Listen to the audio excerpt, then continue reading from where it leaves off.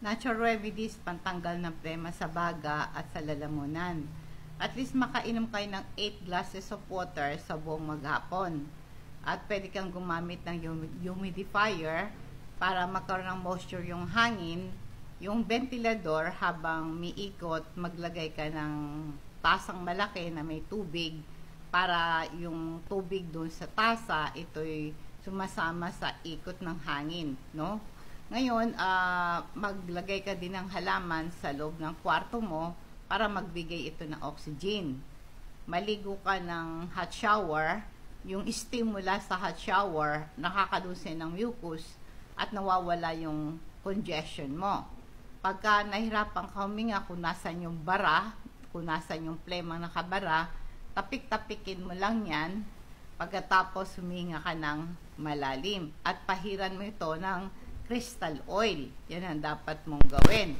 Ngayon, pagka matutulog ka, ay itaas mo yung ulo mo.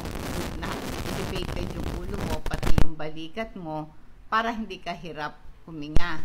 Mag-gurgle ka sa isang basong tubig na maligamgam, lagyan mo ng kalahating kutsarita ng asin, magmumug ka several times a day.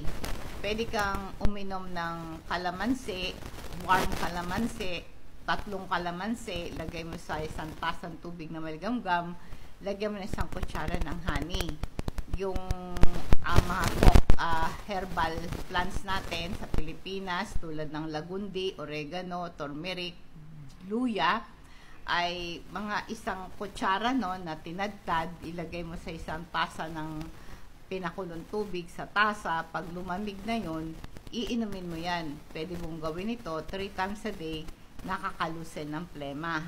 Yan po yung mga dapat mong gawin kung barado yung parang kang plema sa baga at masyadong makati ang lalamunan mo.